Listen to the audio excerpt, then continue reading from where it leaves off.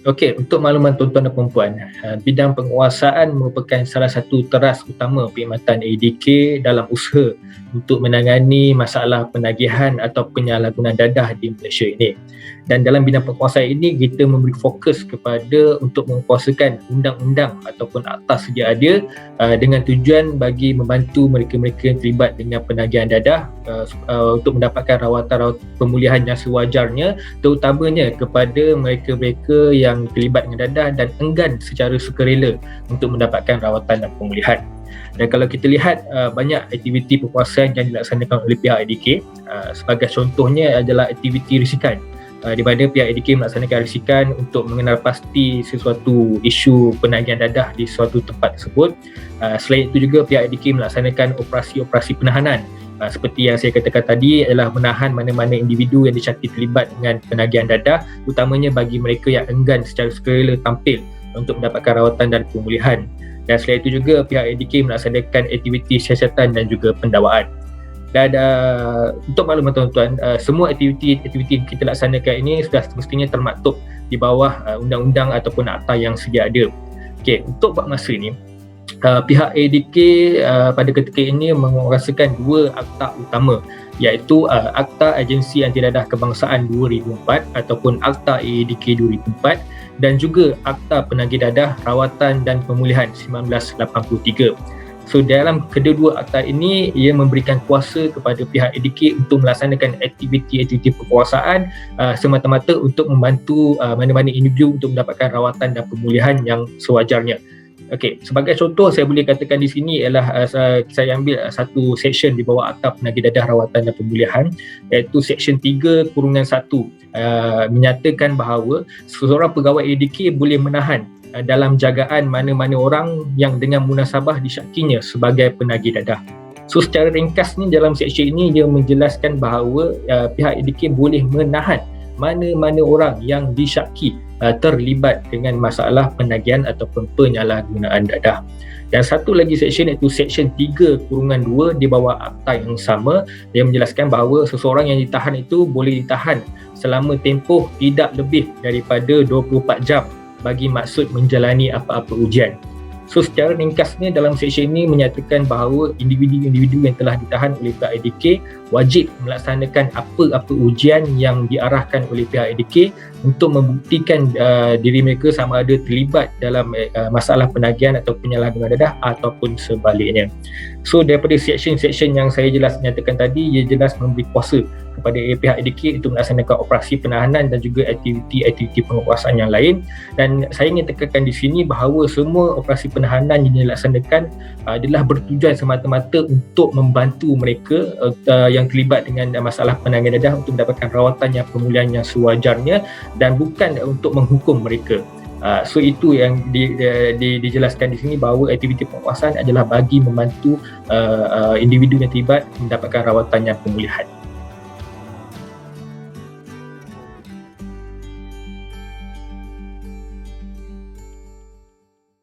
Okey, ini soalan yang biasa kami perolehi lah, terutamanya apabila pihak ADK melaksanakan program-program di peringkat komuniti. Banyak ahli masyarakat tanya kenapa ada seorang penagih dadah yang telah ditahan oleh pihak ADK, contohnya pada hari ini, tetapi esok atau lusanya dah kembali ke rumah ataupun ke tempat asal mereka. So untuk memberikan pemahaman tentang perkara ini, pertama sekali kita kena betul-betul faham berkenaan dengan prosedur perundangan yang terlibat bagi mendapatkan perintah mahkamah terhadap seseorang untuk menjalani rawatan pemulihan, terutamanya di pusat pemulihan. Di sini saya ingin berkongsi sedikit berkenaan dengan prosedur-prosedur yang dijalankan. So pertama sekali adalah apabila pihak ADK menahan mana-mana orang yang disyaki terlibat dengan masalah penagihan dadah, pertama sekali apa yang kita akan laksanakan ialah kita akan laksanakan ujian saringan awal air kencing. So daripada ujian saringan awal air kencing ni baru kita akan ketahui bahawa individu tersebut sama ada betul-betul terlibat ataupun sebaliknya. So jika didapati daripada ujian saringan awal air kecil tersebut adalah negatif, maka pihak ADK akan membebaskan orang tersebut kerana tiada asas bagi pihak ADK untuk menahan individu tersebut untuk menjalankan prosedur-prosedur yang selanjutnya. Namun demikian, jika didapati bahawa daripada ujian saringan awal air kencing tersebut adalah positif, maknanya air kencing individu tersebut mengandungi dadah-dadah terlarang, bahawa pihak ADK akan menahan individu tersebut dan untuk terusnya melaksanakan prosedur-prosedur yang selanjutnya lah. Tapi harus diingat di sini tuan-tuan dan puan-puan, bukan daripada keputusan ujian saringan awal air kecil tersebut pihak ADK terus boleh menghantar ataupun mendapatkan perintah mahkamah untuk individu tersebut menjalani rawatan dan pemulihan di pusat pemulihan. Ada beberapa lagi prosedur yang perlu dilalui sebelum pihak ADK boleh mendapatkan perintah mahkamah tersebut. Okay, sebagai contoh, prosedur yang kita perlu laksanakan adalah sampel air kencing yang kita kumpul tadi, pihak ADK perlu hantar ke makmal untuk mendapatkan pengesahan selanjutnya.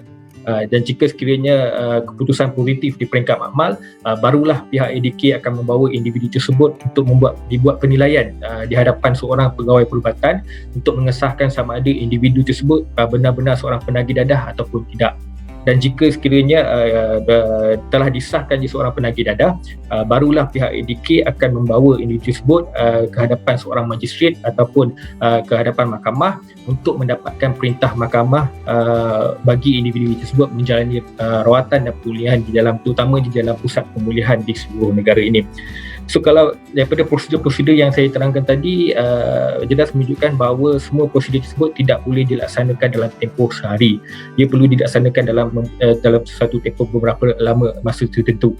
Dan untuk maklumat tuan-tuan dan puan-puan juga, kesalahan di bawah selain di bawah seksyen 3/1 atau pengedaran ini adalah satu kesalahan yang boleh dijamin.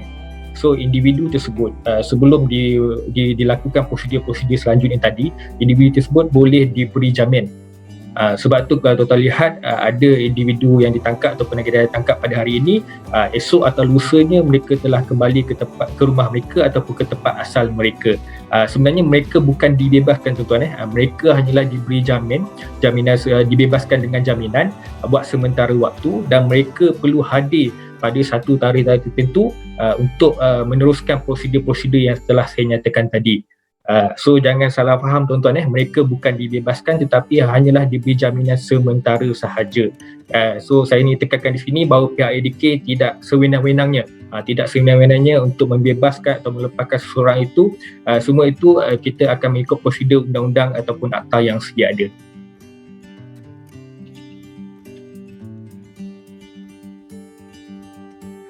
Okey, bagi tuan-tuan yang ingin menyampaikan maklumat ataupun aduan kepada pihak ADK, terdapat pelbagai cara yang boleh dilaksanakan oleh pihak tuan-tuan dan puan-puan. So pada hari ini saya ingin berkongsi dua kaedah utama dan mudah bagi tuan-tuan untuk menyampaikan maklumat dan aduan kepada pihak ADK. So cara pertama yang boleh pihak tuan-tuan laksanakan adalah dengan hadir secara bersemuka di mana-mana pejabat ADK daerah yang berdekatan dengan rumah ataupun komuniti tuan-tuan dan puan-puan. So kita di seluruh Malaysia kita ada lebih daripada 90 buah pejabat ADK daerah di mana tuan-tuan boleh hadir berjumpa dengan mana-mana pegawai ADK dan menyampaikan aduan dan juga maklumat yang tuan-tuan ada mengenai masalah penagihan di dalam komuniti tuan-tuan. So itu cara yang pertama tuan-tuan. So cara yang kedua yang tuan-tuan boleh laksanakan cara lebih mudah ialah tuan-tuan boleh menghubungi talian hotline ADK. Di mana talian hotline ADK ni beroperasi 24 jam sehari, 7 hari seminggu tuan-tuan. Dan tuan-tuan boleh berkomunikasi melalui dua kaedah. Pertamanya tuan-tuan boleh menghubungi nombor talian tetap iaitu di 03-8911-2233 ataupun tuan-tuan boleh menghubungi talian WhatsApp kami iaitu di 019-626-2233. So melalui dua kaedah ni tuan-tuan boleh menyalurkan maklumat tuan-tuan mengikut keselesaan tuan-tuan dan puan-puan. Dan saya ingin mengambil kesempatan pada hari ini juga untuk menasihatkan tuan-tuan untuk dalam tuan-tuan untuk menyampaikan maklumat ataupun aduan tuan-tuan, beberapa perkara yang tuan-tuan perlu sampaikan dengan jelas. Iaitu pertamanya adalah berkenaan dengan perkara ataupun peristiwa aktiviti penagihan yang berlaku di kawasan tuan-tuan tersebut. So dalam butiran-butiran yang tuan-tuan perlu sertakan adalah sebagai contoh adalah waktu kejadian yang berlaku, waktu kejadian aktiviti perniagaan tersebut, selain itu lokasi kejadian aktiviti perniagaan tersebut, dan selain itu juga ialah individu yang terlibat dalam aktiviti perniagaan tersebut. So sekiranya tuan-tuan dapat memberikan maklumat ini dengan lengkap, ia akan membantu pihak ADK untuk melaksanakan tindakan yang segera dan sewajarnya bagi menyelesaikan segala isu permasalahan dadah di kawasan tuan-tuan dan perempuan. So selain itu juga saya juga ingin menasihatkan tuan-tuan dan perempuan juga untuk semasa tuan-tuan memberikan maklumat ataupun aduan, tuan-tuan haruslah memberikan maklumat lengkap tuan-tuan dan perempuan sendiri. Kenapa kami perlukan maklumat lengkap tuan-tuan dan perempuan? Supaya ini memudahkan untuk pihak ADK untuk menghubungi semula tuan-tuan dan perempuan sekiranya pihak ADK ingin mendapatkan maklumat yang lebih lanjut.